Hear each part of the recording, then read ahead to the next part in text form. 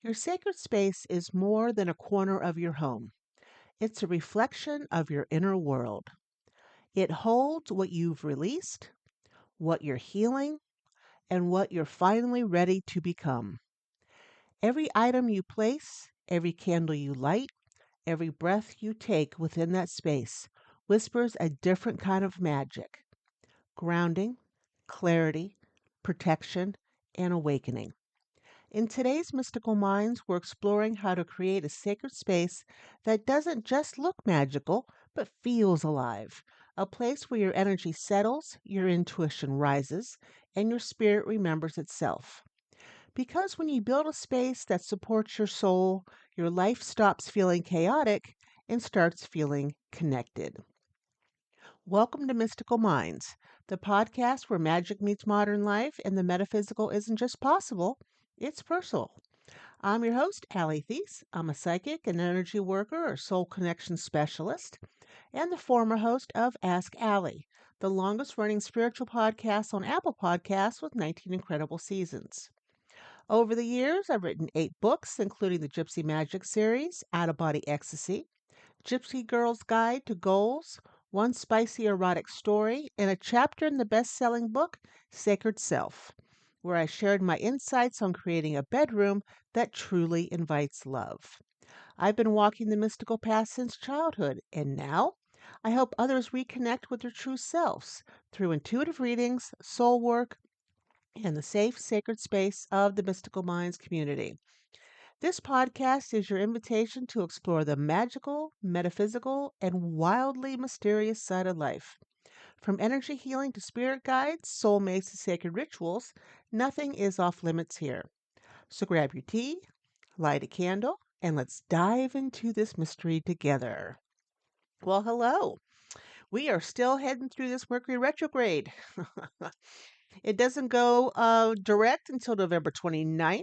So remember, during a Mercury retrograde is the re phase. So you relook, recount, rethink, review. It's a read time during Mercury retrograde. Starting something new during this time, you'll probably run into a lot of roadblocks and it won't turn out exactly how you wanted it to. I also want to remind you that new in Love Notes, and Love Notes is my Friday night live show on TikTok. We talk about love. I mean, who doesn't like that, right? But I've added a section for soulful connections. And in that section, there is deep reflection where I can share a story, an exercise, or some sort of energetic tool that helps you strengthen the connection between soulmates, twin flame, or your own inner frequency. And love meets energy, intimacy meets intuition, and the soul meets, well, a story. So if you ever wanted to explore how psychic bonds and emotional chemistries intertwine, you'll love the new edition. Tune in to the next episode of Love Notes this Friday, the 21st, from 9 to 10 p.m. Eastern Time on TikTok to experience it yourself. And moving forward, we're going to do Card of the Week. It doesn't matter if you're listening to this card of the week today or 5 years from now. This card is for you for the week. And the deck I'm using is Guides of the Hidden Realms Oracle by Colette Baron Reed. So let's see what this week brings us. I'm telling you, November's been an iffy month, hasn't it? Oh, I don't know whether to jump up and down with joy or hide. It's kind of been going back and forth quite a bit lately. Um, all right, so let's see what kind of card we have for this week. All right, done shuffling, and let us pick something, shall we? All right, this one is it. Oh, this week it's love and partnership. So this will be about collaboration, intimacy, and power dynamics in your love relationships and your partnerships. So this can be a romantic love. It can be love as in a family member, a best friend, maybe a coworker with the partnership part. Um, but it's any type of connection you have. You will be able to step forth and maybe do some sort of collaboration with them. Maybe something new will spring forth for the collaboration.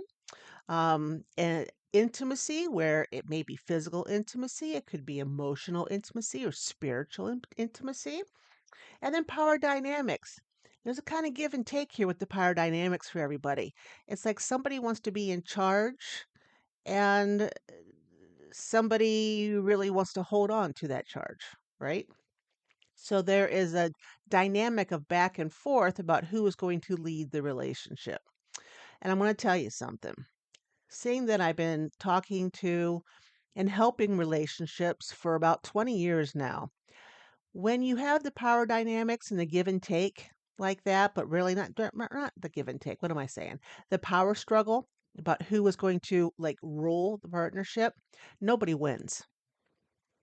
Nobody wins because the person who usually pulls out the power dynamics is always, the winner. I'm doing it in quotes, the winner, and the other person in quotes, the loser.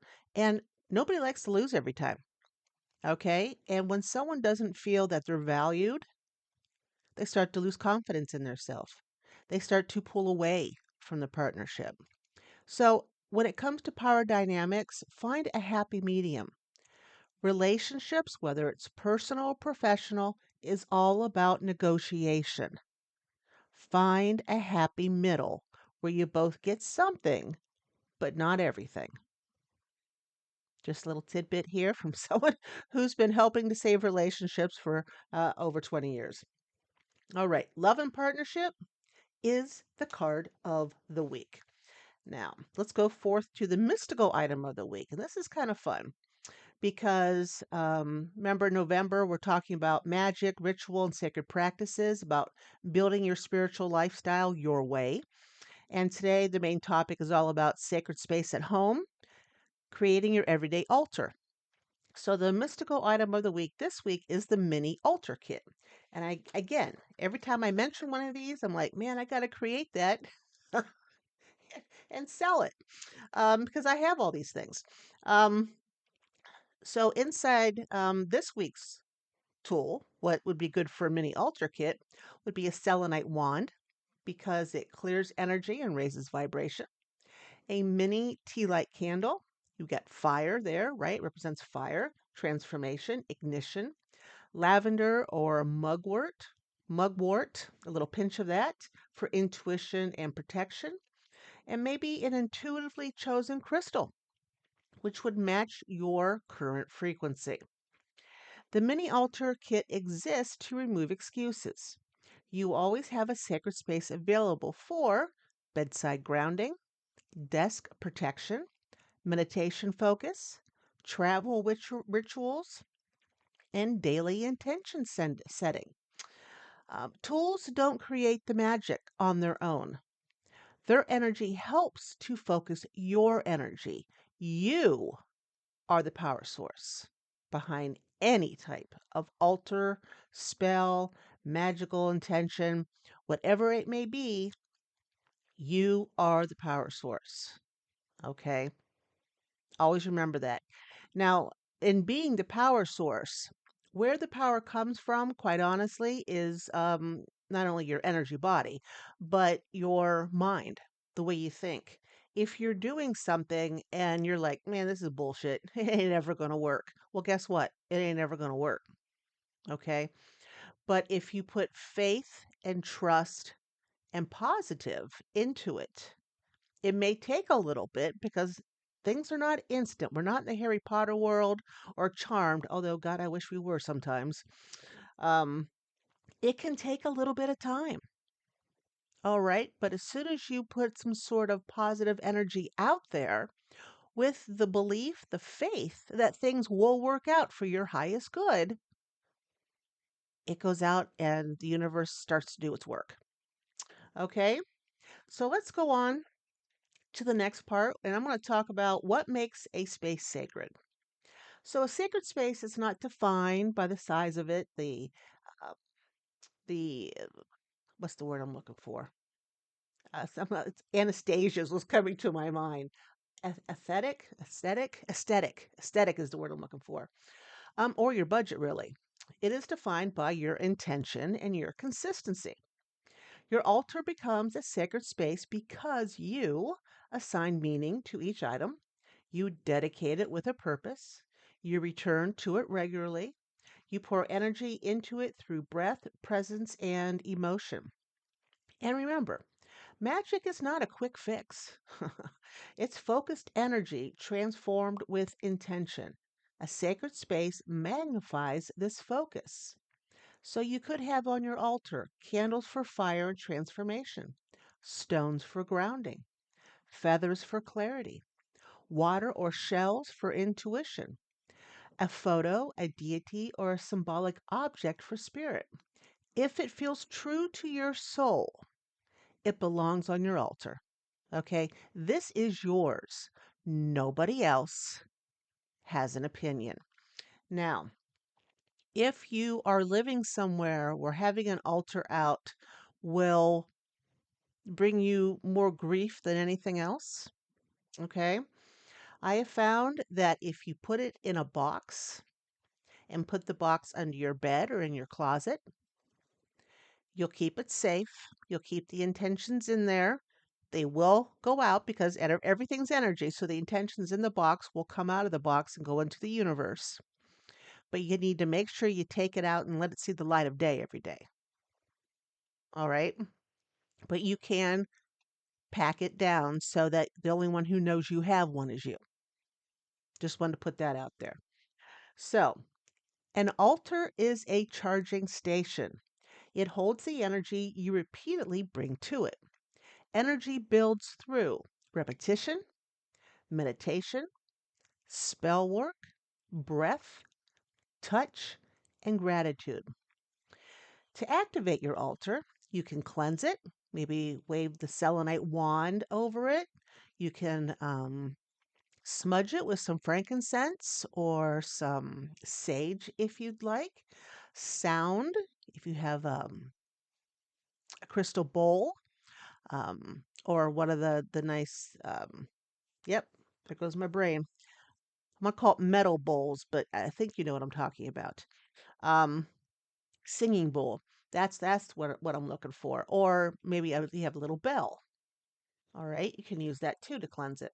You can also use your imagination or visualization to cleanse all the energy out of there. And then you want to dedicate it. And put this in your own words. All right. I dedicate this space to clarity, protection, and connection. Okay, it's very simple and to the point. I dedicate this space to clarity, protection, and connection. And then light your candle because you want to activate it with fire. This tea light candle, it wakes up the frequency in there. And then you want to make sure you maintain it. You remove dust. If you have any plants there, you move them out once they start to die. You've got to refresh the energy. The stronger your focus, the stronger your magic. Your altar helps anchor that focus. Now, as I mentioned earlier, maybe about hiding the altar in case you're going to get grief, but not everyone has room for a full altar, okay? And that's okay. Magic doesn't require square footage. You've got portable options. You can have a travel altar, a tin with a candle, crystal, herb, and paper for intentions. You can have a digital altar, a phone folder of sacred images, affirmations, and meditations. We could have that out. You can light a candle and have your focus. You can have a nature altar, a stump, a stone, or a patch of earth with intentionally placed offerings. You can have the pocket altar, your mini altar kit in a pouch. See? Sacred space is created where intention and attention meet. Intention and attention. Attention. Intention and attention. Yes, where they both intersect. Okay? Now your altar becomes a little micro space, I guess, micronism of the universe where you balance the elements. So earth brings you stability. You can do stones, salt, or soil. Air brings clarity, feathers, incense, bells. Fire brings transformation, candles or sunlight. Water brings in the intuition. You can do the moon water, which I think we talked about in last week's episode, bowls or shells, and spirit, which is all about connection. symbols, the tarot, the deity images, whichever you'd like. If your life feels unbalanced, check your altar. It will reveal what needs support. Now, I did write a spell of the week. This spell of the week is going to be below in the show's notes underneath your soul work for the week, okay? I'm going to run through it, but it's impossible for you to memorize what I'm going to tell you. Unless you're like Sheldon and you have an idyllic memory, then that's something else. So, these are the ways I've been writing spells, or you can call magical intentions, whichever you like, um, for most of my life. for since I was in single digits, quite frankly. Um, so first, I always like to put a purpose. The purpose of this spell is to activate your altar and charge it with grounding, clarity, protection, and intuitive connection. The best time to do this is in the evening, which is from sunset to midnight. The best day is a Monday with intuition and connection. The moon phase, it can be um, new or waxing. Okay, because and during the wax, you've got energy building. The ingredients you need, you could have a candle for fire, selenite or some other type of cleansing stone for spirit and cleansing, the crystal of your choice, which brings the earth in, or maybe some soil, a small pinch of an herb for air, and a drop of moon water for the water. And if you don't have moon water, regular water will do. All right. You can actually, if you like, if you have a moonstone, mayhaps, um, put some water in a little glass dish and if you have a moonstone, put the moonstone in the water. And there you go. Um, so why'd I pick these? Because selenite raises vibration and opens your channel. Herbs amplify intention. Crystals hold memory. Fire transforms energy. And water seals emotional intent. So now we're in the middle part. Place all 5 items on your altar. Hold your crystal in your projective hand, which would be the hand you write with, and charge it by imagining your energy pouring into it. Now, there has been debate, God, for as long as I can remember, on whether or not you should charge crystals. Some of them are by the stance, yes, you should. Other ones are by the stance, no, you should never, because the crystals have spirits in them. All right. The crystals are very much alive. Any type of crystal, any type of stone you get, it has its own vibration, it has its own spirit. So, when we charge a stone, we're not forcing the stone to lose its spirit or to lose its vibration. We're only adding our vibration to its vibration. Okay. Your energy is pouring into it. Your energy is not removing it. That's why I don't charge every crystal. All right. But this is your personal altar. That's why we're pouring your energy into the stone. Okay? But that's completely up to you because this is your altar. Next, you want to anoint the candle with the moon water by starting in the middle. You want to stroke up 9 times, start in the middle, stroke down 9 times. Okay? Never move up and down in one continuous motion. No, no, no, no, no. It scatters energy. Please trust me on this. Then, if you have a little candle holder, put the candle in, light the candle, and then say this passage in the present tense. My altar awakens now. I call in clarity, safety, and truth. My home is sacred. My spirit is steady. My magic is alive.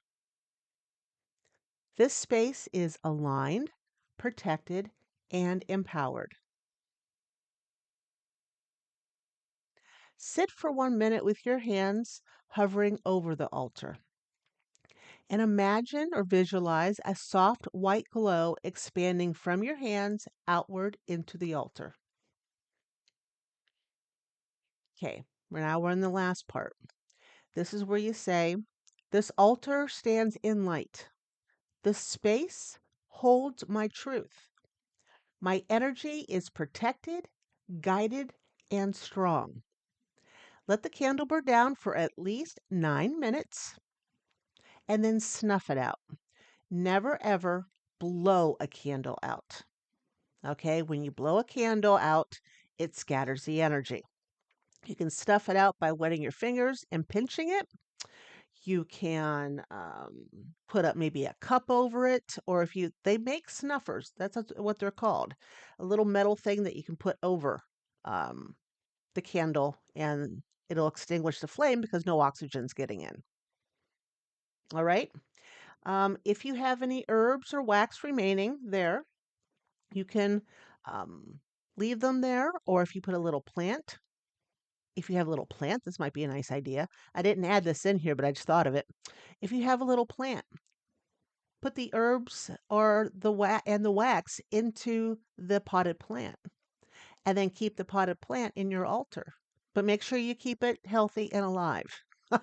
As soon as it starts to die, it's going to zap the energy that's in the altar. Oh, I just thought of that plant thing. That was a good idea. All right. So, your soul work for the week. You can build or refresh your altar. Choose one spot in your home and convert it to a sacred space. You can add the 5 elements: earth, air, fire, water, and spirit. You can perform the activation spell, which I have below in the show's notes. You can do a daily anchor. Each morning, place your hand over the altar and say, "Within this space, I am grounded, guided, and aligned." And you can also do a journal prompt. How does my energy shift when I sit at my altar? Hmm, something for you to think about, right? When you create a sacred space, you create a sanctuary for your soul, a place where the universe knows where to find you, a doorway between your everyday life and your divine purpose. Your altar is not an object, it is a relationship. And the more you honor it, the more it will honor you. Next week, we bring the magic home with rituals of gratitude and harvest without the guilt. It's a beautiful, gentle close to November's theme of magic, ritual, and sacred practice. And that's a wrap here on Mystical Minds. I hope it sparks something inside of you, a memory, a knowing, a nudge from your soul. Don't forget your soul work for the week, and you'll find it under resources for the episode, which is also where you find um, the card deck I used. All right. If you loved what we explored today, please don't keep it to yourself. Share this episode with someone who needs a little magic in their life. If you're craving more, join the Mystical Minds group. It's a safe, sacred space to explore everything from energy work to soul connections, intuition, spirit guides, and more. You'll find support, community, and your people. You can also book a private reading or soul session with me anytime at outofbodyecstasy.com. I've got you whether you're seeking clarity, healing, or a deeper connection to your soul path. Until next time, stay grounded, stay curious, and remember, endless possibilities, infinite you.